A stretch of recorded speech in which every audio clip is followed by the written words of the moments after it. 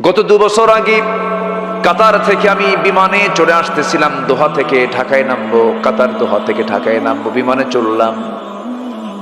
অনেক দেখেছি আগে, কিন্তু সেদিন হঠাৎ করে মনে হলো মেঘগুলোর উপরে আমার বিমান ভাসতেছিল। বিশাল মেঘের স্তর, এই মেঘের স্তরগুলো দেখে মনে হলো, আল্লাহ, এই মেঘগুলো তুমি যে সৃষ্টি করে রেখে দিয়েছ, এর কোন ওজন আছে নাকি? জানা ছিল না। চিন্তা করলাম, দেখি কোরআন কি বলে, একটু চিন্তা করলাম, সার্চ দিয়ে দিয়ে খুঁজে খুঁজে বের করে দেখে আল্লাহ রাব্বুল আলামিন মেঘের যে ওজন আছে, বিজ্ঞান বলছে মেঘের ওজন আছে, কোরআনও বলছে ১৫০০ বছর আগে মেঘের ওজন আছে। আল্লাহ রাব্বুল আলামিন সূরা রাদের মধ্যে বলছেন, হুয়াল্লাযী ইউরীকুমুল বারকা খাওফান ওয়া তামআন ওয়া ইউনশিস সাহাবাস সিকাল। তিনি সেই মহান রব যিনি আসমানে মেঘগুলোকে রেখেছেন, ভারী মেঘগুলোকে রেখে দিয়েছেন ঝুলন্ত করে। তিনি আমার কে? কিউমুলাস নামক কিছু মেঘ আছে যার ওজন হলো ২০০ টন। আবার কিউমুলিনাম্বাস নামে কিছু তার কি বলে মেঘ আছে যেগুলোর ওজন হলো প্রায় ১০ লক্ষ টন পর্যন্ত। এই মেঘমালাগুলোকে ঝুলায় রেখেছেন তিনি আমার কে? আসতে বলেন, যদি ঝুলায় না রেখে যদি ফেলে দিতেন, বলেন তাহলে কি হতো? কেউ থাকতাম? ফেনীর কোনো বিল্ডিং একটাও থাকতো? সব কি হয়ে যেত? শেষ হয়ে যেত। এই বিশাল ওজনের এই মেঘগুলোকে আল্লাহ পাক ঝুলায় রেখেছেন বান্দার ক্ষতির জন্য না উপকারের জন্য? মেঘ থেকে কি আসে? বলেন কি আসে? বৃষ্টি আসে। এই বৃষ্টি শতাব্দীর পর শতাব্দী মানুষ স্টাডি করেছে, কেমনে বৃষ্টি হয়, এই মেঘ কেমনে হয়, স্টাডি করেছে। 19 এবং 20 শতকের সময় এসে মেটেরোলজিক্যাল সায়েন্স, আবহাওয়া বিজ্ঞান, তারা গবেষণা করে বের করেছে, এই তথ্যগুলো বের করেছে। মানুষের এই রহস্যের শেষ ছিল না, কিন্তু 19 এবং 20 শতকের শেষে এসে গবেষণা করে বের করেছে। কি গবেষণা করে বের করেছে? বৃষ্টির জন্য প্রথমে বায়ুর প্রবাহ সৃষ্টি হয়। কিসের প্রবাহ? বায়ুর প্রবাহ। এরপরে সেখানে মেঘের স্তূপীকরণ, এরপর সেই ঘনীভবন থেকেই বৃষ্টির মূল রহস্য উন্মোচিত হয়। এটা বিজ্ঞান, মেটেরোলজিক্যাল সায়েন্স, আবহাওয়া বিজ্ঞান এটাকে গবেষণা করে বের করেছে। বিস্ময়কর ব্যাপার হলো, এই তথ্যটাই সেম আল্লাহ পাক বলে দিয়েছেন আরো ১৫০০ বছর আগে। জোরে বলে সুবহানাল্লাহ। আল্লাহ পাক সূরা রুমের মধ্যে বলছেন, আল্লাহ রাব্বুল আলামিন বলেন, আল্লাহুল্লাযী ইউরসিলুর রিয়াহা ফাতুসিরু সাহাবান ফায়াবসুতুহু ফিস সামাই কাইফা ইয়াশা ويجعله كسفا فترى الودق يخرج من خلاله فإذا أصاب به من يشاء من عباده إذا هم يستبشرون। জোরে বলুন আল্লাহু আকবার। তিনি সেই মহান প্রভু যিনি বায়ু প্রেরণ করেন, অতবার তা মেঘমালাকে সঞ্চারিত করে, অতবার তিনি মেঘমালাকে যেভাবে ইচ্ছা সেইভাবে আকাশে ছড়িয়ে দেন। তাকে স্তরে স্তরে আল্লাহ রাব্বুল আলামিন যেখানে যা প্রয়োজন সেইভাবে মেঘগুলোকে রেখে দেন। জোরে বলেন সুবহানাল্লাহ। তাহলে এই বৃষ্টির পানি যে নাজিল হয়, এটা কি পরিমাণ ছাড়া আসে? পরিমাণ ছাড়া, পরিমাণ মতো কে নাজিল করেন? কিন্তু ফেনীতে এবার কি হয়েছে? এদিকে হয়েছে নাকি? এদিকে হয়েছে? হয়েছে এই পর্যন্ত?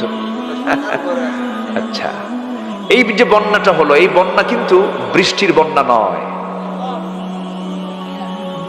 ওরে, ছোট্ট একটা ছেলে বলছে কিন্তু এই কথাটা, ওই যে ছোট্ট একটা ছেলে বলেছে। ভাবতেছেন যুবকরা ওই ডিভাইসে আর মাদকাসক্ত হয়ে বসেছিল না। আমি তো ভাবছিলাম মনে হয় যুবকরা শেষ। ওরে বাপরে বাপ, জায়গা মতো হাজির হয়ে কয় 45 মিনিট টাইম, তাড়াতাড়ি গণভবন ছাড়ো। ঠিক কিনা? যুবকরা তোমরা সবকিছু করতে পারবে, শুধু আদর্শ সুন্দর করবা। গার্লস স্কুলের সামনে যে ইতিমের মতো বসে দেখা যাবে না, আকাম কুকাম করা যাবে না, ঠিক আছে না?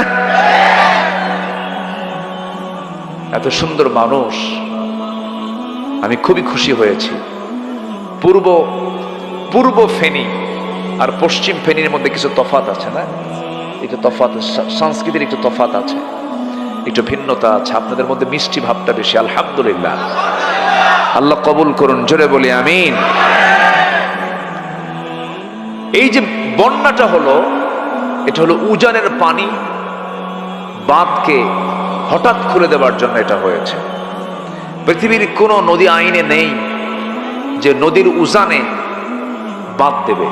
এই বাঁধগুলো সৃষ্টি হয়েছে 71-এর পরে। 71-এর আগে সাহস পায় নাই, কারণ বম্বিং করে উড়ে দেওয়া হতো সে সময়, ঠিক কিনা? সাহস পায় না। 74-এ ফারাক্কা বাঁধ হয়েছে। আমি ফারাক্কা বাঁধে গিয়েছি, দেখেছি আমি ফারাক্কার চিত্র। আপনাদের এখান থেকে কিন্তু খুব কাছেই ত্রিপুরা, না? খুবই কাছে, ভাষারও কিছু মিল আছে। ত্রিপুরার আগরতলা এয়ারপোর্ট আজ থেকে আমি আরো 8-10 বছর আগে গিয়েছিলাম। তো কিছু স্ট্রাকচার আমার চিত্রটা জানা আছে। হঠাৎ করে উজান থেকে পানি মানে হলো একটা বাঁধের মুখ তারা খুলে দিয়েছে। বাঁধের মুখ খুললে যা হয়, তাহলে এটা কি আল্লাহ দিয়েছেন, এটা বান্দার সৃষ্টি? বলেন বলেন বলেন বলেন। বান্দার সৃষ্টি। আল্লাহ তাআলা আকাশ থেকে যে পানি নাজিল করেন, সেই পরিমাণ পানি নাজিল করেন যে পরিমাণ পানি তিনি বাষ্পীয় আকারে জমিন থেকে তোলেন। এটা কম বেশি হওয়ার কোনো সুযোগ?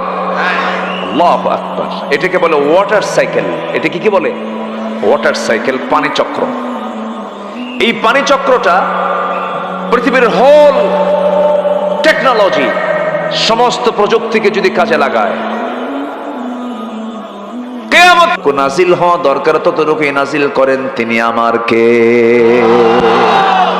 সূরা যুখরুফ আয়াত নাম্বার 11 বাড়ি থেকে মিলায় দেখবেন যে কি সুন্দর করে তথ্যগুলো আল্লাহ পাক বলে দিয়েছেন।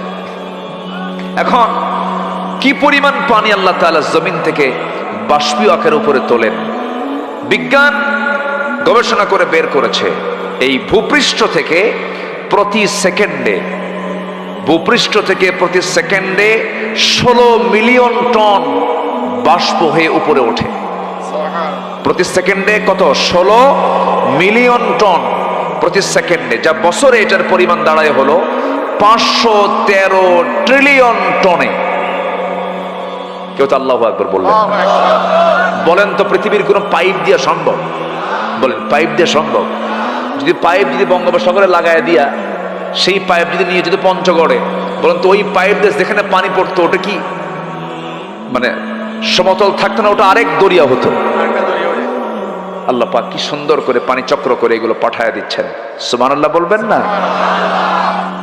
তাহলে কোরআন যা বলছে, আজকের বিজ্ঞান তা বলছে। তাহলে বিজ্ঞান যা বলছে কোরআন তা বলছে তা না, কোরআন যা বলছে বিজ্ঞান তাই বলতেছে।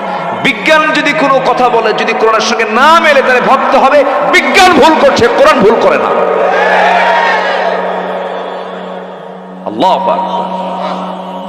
কত তথ্য নিবেন? এরকম হাজারো তথ্য, 250 থেকে 300 আয়াত আছে শুধু সায়েন্সের উপরে। আল্লাহু আকবার, জোরে বলি আল্লাহু আকবার। অনেক কথা আছে। আমাকে সময় দিচ্ছেন তো নাকি? কারো কোনো সমস্যা নাই? আল্লাহ পাক এই কোরআনে অনেক উদাহরণ দিয়েছেন, মেসাল দিয়েছেন। যেরকম একটা মেসাল দিয়েছেন মশার মেসাল। কিসের মেসাল? মশার উদাহরণ দিয়েছেন। আছে না একটা আয়াত আছে না, মশার মেসাল তিনি দিয়েছেন। তিনি মশাকে নিয়ে কথা বলেছেন। এখন কাফের মুশরিকরা কয় তোমার আল্লাহর কাম নাই কাজ নেই, কোরআনের মধ্যে মশার কথা বলছে। মশা কোনো প্রাণী হলো নাকি? বলছে না? এরকম বলছে? বলছে সূরা বাকারা। আল্লাহ রাব্বুল আলামিন বলেন ইন্নাল্লাহা লা ইস্তাহি আন ইয়াদরিবা মাসালাম মা বাউদাতান ফামা ফাওকাহা ফাআম্মাল্লাযীনা আমানু فيعلمون أنه الحق من ربهم وأما الذين كفروا فيقولون ماذا أراد الله بهذا مثلا يضل به كثيرا ويهدي به كثيرا وما يضل به ইল্লাল ফাসিকিন। জোরে বলুন আল্লাহু আকবার। সূরাতুল বাকারা আয়াত নাম্বার 26, 26 নম্বর আয়াত। আল্লাহ রাব্বুল আলামিন মশার উদাহরণ এই জায়গায় দিয়েছেন। কাফের মুশরিকরা বলল, তোমার আল্লাহর কাজ নাই, কাম নাই, এই মশা একটা উদাহরণ দেওয়ার কোনো জিনিস হলো নাকি? আল্লাহ পাক বলছেন, এটা দিয়ে কাউকে হেদায়েত দেন, কাউকে গোমরাহি করেন। কার কথা? আল্লাহর কথা। কিন্তু এই মশাকে ছোট চোখে দেখার কোনো সুযোগ নাই। যেমন এই মশা যত বেশি খাবে তার হায়াত তত বেশি লম্বা হবে না কমে যাবে? যে মশা বেশি খায় তার হায়াত কমে না বাড়ে?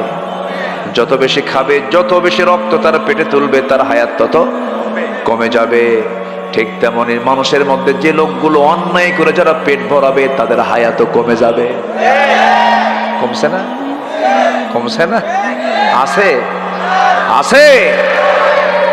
সব মশার মতো খাইছে বেহুশ হইয়া। ও বোঝে নাই যে বেশি খাইলে মরতে হবে। কি করে নাই তারা?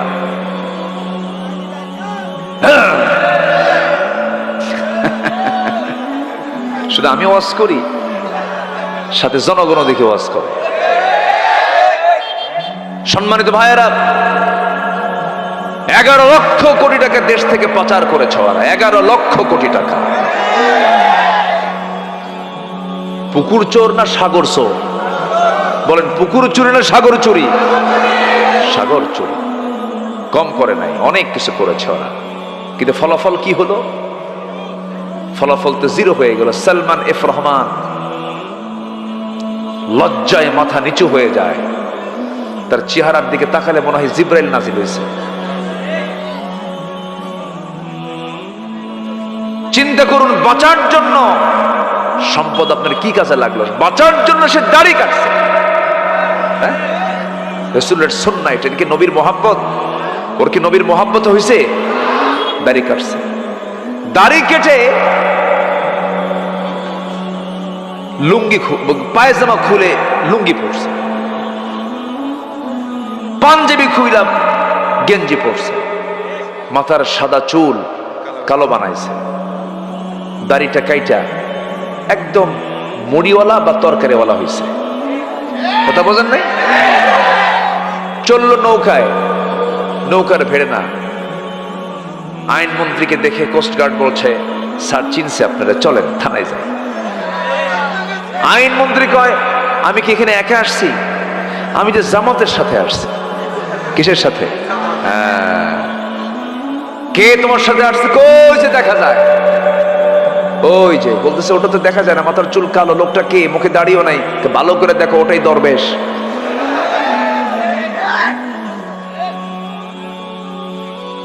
ওরা চেয়েছিল আলেমদেরকে উলঙ্গ করতে, আল্লাহ ওদেরকে ন্যাংটা বানায় ছেড়েছেন।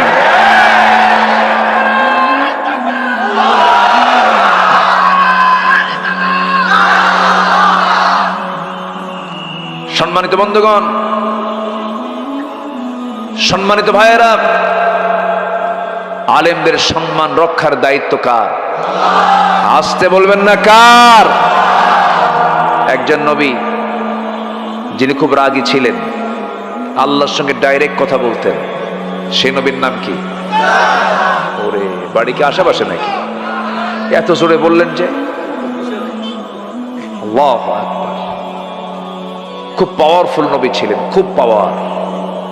এই নবীর বিরুদ্ধে একবার ফেরাউন করলো, কি একটা অভিযোগ দিল। কি অভিযোগ দিল? শারীরিক ত্রুটির একটা অভিযোগ দিল। ওটা নবী যদি হয় ওরকম ত্রুটি হবে কেন? কি ত্রুটি? ত্রুটিটা হলো একদম গোপন জায়গার কথা বলছে। বলল যে মুসার অন্ডকোষ একটা ছোট একটা বড়। কি কথা কি বুঝতেছেন? সহি বর্ণনা কিন্তু এটা বললো যে এটা ছোট একটা বড়। বলেন তো এই নবীর কানে যদি সংবাদ যায় যেটা নাই ওনার, তাহলে কিরকম রাগ হতে পারে ওনার? বলেন তো এই নবী কি মেজাজি কম না মেজাজি বেশি? খুব রাগ ছিল তার। তিনি যখন খেপে যেতেন চুলগুলো খাড়া হয়ে টুপি ভেদ করে চলে যেত, এত রাগ ছিল তার। এই রাগগুলো সব লেগেছে হলো ফেরাউনের বিরুদ্ধে। রাগের দরকার আছে না নাই? আল্লাহর পয়গম্বর মুসা ইসলাম যখন শুনলেন যে তার বিরুদ্ধে এই অভিযোগটা দিয়েছে, শারীরিক ত্রুটির অভিযোগ দিয়েছে, উনি বললেন আল্লাহ শোনো, আমি তোমার নবী, তো আমার তো মান সম্মান আছে, এই যে একটা অপবাদ সে দিল, আমার তো আল্লাহ সব ঠিকই আছে, তুমি তো ঠিকই করছো, তো এটা তো আমার দুর্নাম হয়ে যাচ্ছে। পৃথিবীতে যত পয়গম্বর এসেছেন সমস্ত পয়গম্বর হচ্ছেন সবচেয়ে সুন্দর মানুষ, শক্তিশালী মানুষ। আল্লাহ পাক আমার নবীকে 100 জন জান্নাতি পুরুষের সমান শক্তি দিয়েছিলেন। তো বলেন আল্লাহ শোনো, ফেরাউন আমার বিরুদ্ধে যে প্রপাগান্ডা চালাচ্ছে এটার একটা ফয়সালা তুমি করো। আল্লাহ বলেন তুমি চিন্তা করো না, ফয়সালা করে দিচ্ছি। এই পয়গম্বর খুব ডাইরেক্ট কথা বলতেন, মানে কথার মধ্যে একটা রসকস কম ছিল। আল্লাহ একদিন বলেন আল্লাহ মুসা ইযহাব ইলা ফিরআউনা ইন্নাহু তাগা, তুমি একটু ফেরাউনের কাছে গিয়ে কালিমার দাওয়াত দাও। কাল্লা, আমি তো যাব কিন্তু আমার জিহ্বা তো পারে না। কেন? কই একটা হয়ে যায় আরেকটা, তো করতে কাম সারা, জিহ্বা খাটো, তুমি যদি ঠিক করে দাও তখন যাব। আল্লাহ বললেন ঠিক আছে, ঠিক করে দিলাম। রব্বিশরাহ লি সাদরি ওয়া ইয়াসসির লি, ঠিক হলো। এবার আল্লাহ বলছেন শোনো, দাওয়াত দিতে নিয়ে যেন কোনো ভুল না হয়, একটু সুন্দর করে নরম সুরে কালিমার দাওয়াত দিবা। উনি বলছেন আল্লাহ এই কাজ তো আমি পারবো না, আমার কথা ডাইরেক্ট, আমি ওরকম করে পারি না। তবে আমার ভাই, বড় ভাই হারুন, ও খুব মিষ্টভাষী, ও খুব সুন্দর করে কথা বলতে পারে। আল্লাহ বলছেন তোমার ভাইয়ের যখন তুমি প্রশংসা তোমার মুখ দিয়ে করেছো, এই মুহূর্তে তোমার ভাইকেও আমি আল্লাহ নবুয়ত দিয়ে দিলাম। তিনি এমন নবী ছিলেন যার শ্বশুরও নবী ছিলেন, তার ভাইও নবী ছিলেন, তার ভাগিনাও একজন নবী ছিলেন। আল্লাহু আকবার বলেন। মোট নবী কয়জন? শ্বশুর নবী, নিজে নবী, ভাই নবী, ভাগিনা নবী। আল্লাহু আকবার। নবী পরিবার দিছেন কালেমা লা ইলাহা ইল্লাল্লাহু ওয়াহদাহু লা শারীকা লাহু ونشهد أن سيدنا وحبيبنا ومولانا محمدا عبده ورسوله الذي أرسله بالحق بشيرا ونذيرا وداعيا إلى الله بإذنه وسراجا منيرا فقد قال الله تعالى في كلامه المجيد وفرقانه الحميد أعوذ بالله من الشيطان الرجيم بسم الله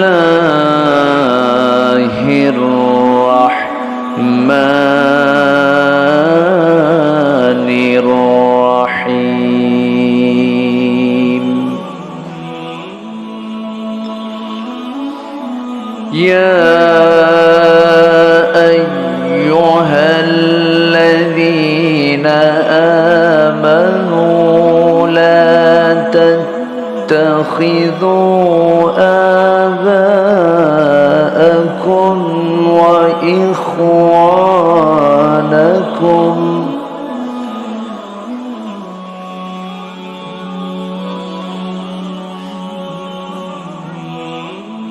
لا تتخذوا آباءكم وإخوانكم أولياء إن استحبوا الكفر على الإيمان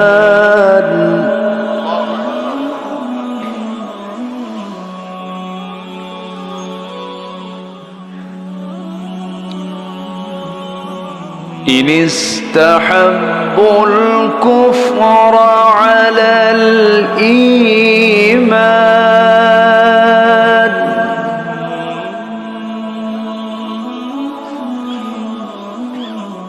ومن يتولهم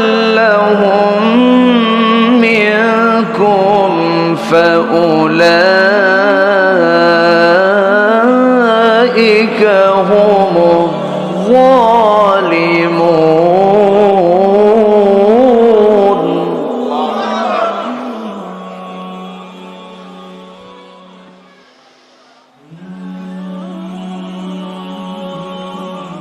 قل إن كان آباؤكم وأبناؤكم وإخوانكم وأزواجكم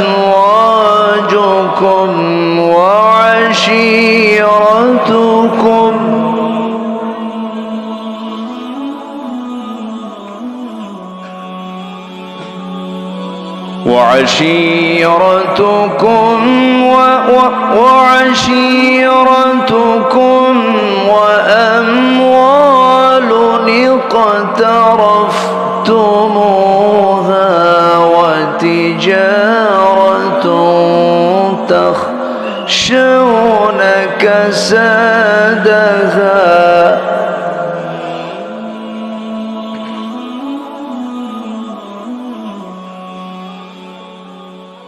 ومساكن ترضونها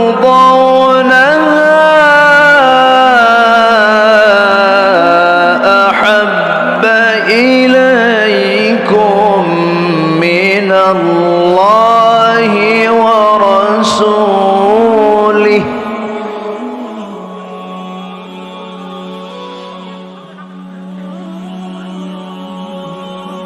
الله ورسوله وجهاد في سبيله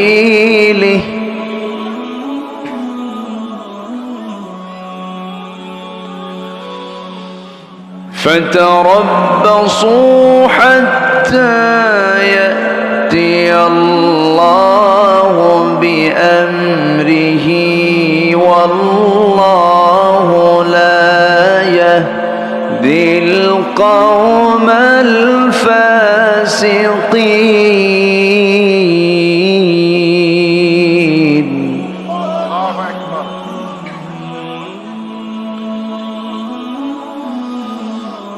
الله أكبر بسم الله الرحمن الرحيم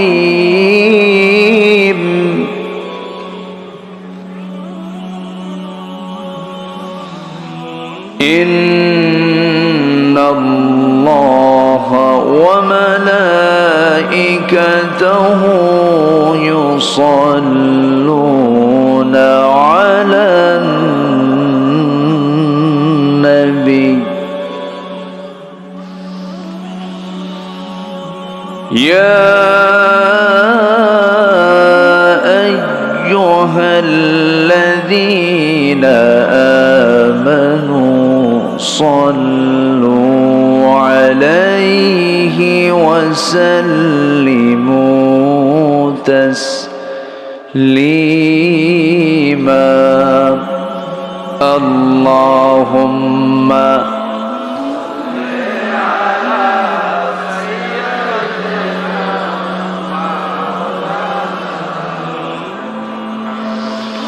وعلى آله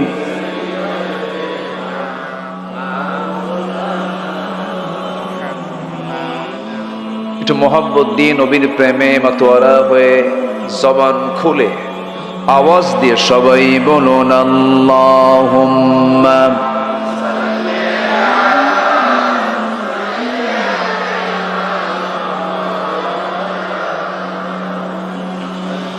وعلى آله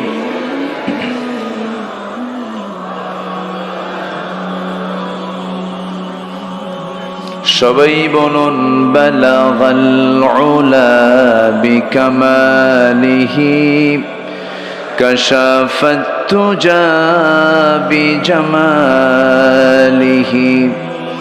হাসনাত জামিউ খিসালিহি সাল্লু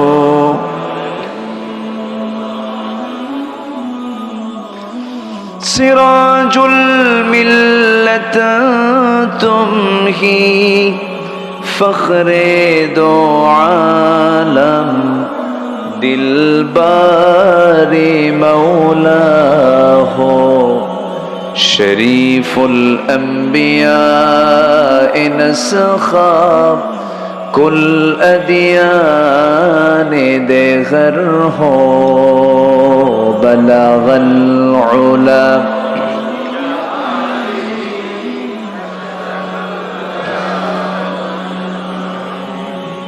حسنت جميع خصاله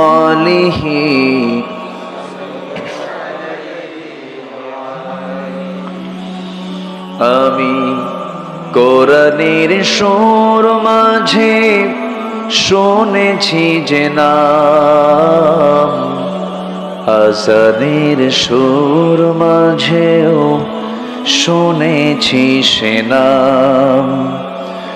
ও নাম শুনেছি আমি আমার হৃদয়, হে রাসূল নবীজি তোমায়, হে রাসূল নবীজি তোমায়। সবাই বলি সাল্লাল্লাহু আলাইহি ওয়াসাল্লাম। একটু একটু ওই আওয়াজটা আমার কানে যেন আসছে, আর একটু জি।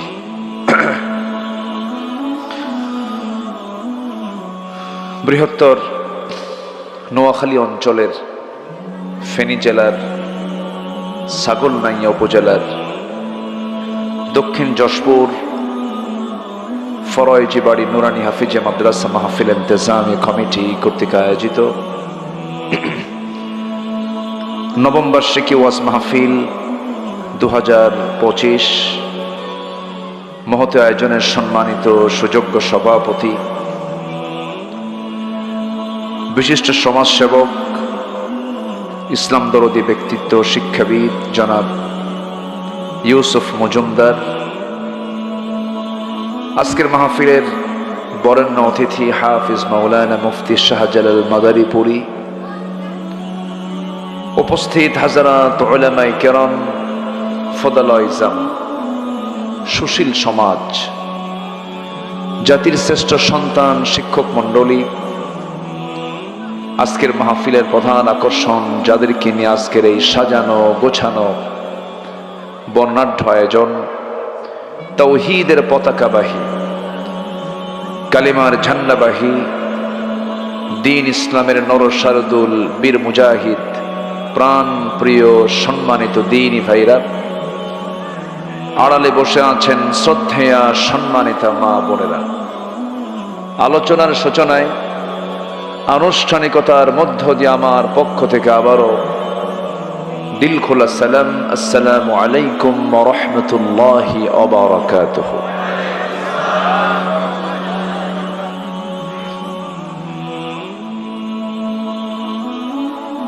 মহান রব্বে কারীমের শুকরিয়া। সবাই কেমন আছেন? আমারও প্রশ্ন করলেন। আল্লাহ তাআলা আমাকে তো আপনার সাথী তো রেখেছেন, এক সাথী তো আছি, বলি আলহামদুলিল্লাহ। আল্লাহ পাকের মেহেরবানি, আল্লাহ তাআলা একটি অনুকূল পরিবেশ তৈরি করে দিয়েছেন। এই মাহফিলগুলো আজ থেকে কয়েক মাস আগেও বাস্তবায়ন খুব জটিল ছিল।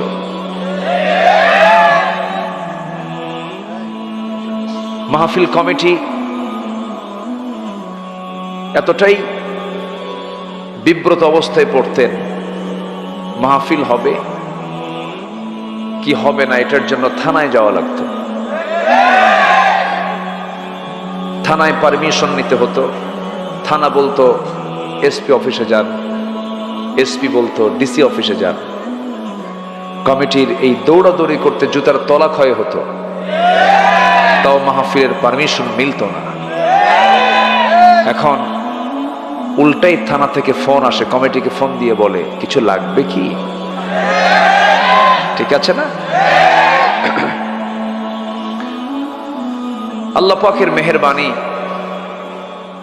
যে মহান আল্লাহ সুবহানাহু ওয়া তাআলা এমন সুন্দর একটা আয়োজনে, অনুকূল পরিবেশে, প্রশস্ত চিন্তা নিয়ে, মুক্ত মনে এমন একটি পরিবেশে আসার বসার তৌফিক দিয়েছেন।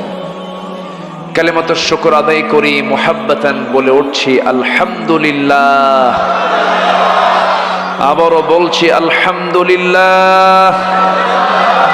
চিৎকার মেরে বলছি আল্লাহুম্মা ইন্নী আসআলুকা আল হুদা ওয়াত তুকা ওয়াল আফাফা ওয়াল গিনা। সবাই বলি আল্লাহুম্মা আইন্নি আলা যিকরিকা ওয়া শুকরিকা ওয়া হুসনি ইবাদাতিকা। সম্মানিত ভাইরা, আমরা আল্লাহ তাআলার শুকর আদায় করে নিলাম। আমি আরেকটু আগে উঠলে ভালো হতো, উঠতে একটু দেরি হয়েছে। শেষ হতে যদি দেরি হয় কষ্ট হবে? আমাকে সময় দেওয়া যাবে তো? এই উপজেলার নাম কি? ছাগল নাইয়া না সল নাইয়া, ভালো করে কবেন কিন্তু।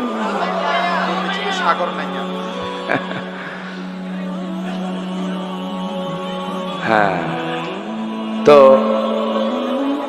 ছাগল এটার প্রাণীর নাম। এটা কিসের নাম? প্রাণীর নাম। খুব সোজা জাত না এটা? খুব ভালো কথা শোনে না? শোনে। কিন্তু এই ছাগলটা হচ্ছে এমন একটা প্রাণী যে প্রাণীর সাথে পৃথিবীর সকল নবীর সম্পর্ক ছিল। কি ঠিক আছে না?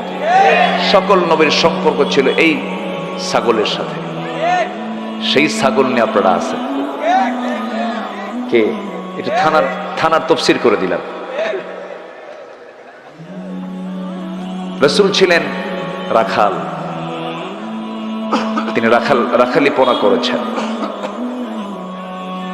এরপরে আদম থেকে শুরু করে এমন কোন নবী নাই যে নবী রাখাল ছিলেন না। তো নামটা শুনে আমার ভালোই লেগেছে, আলহামদুলিল্লাহ।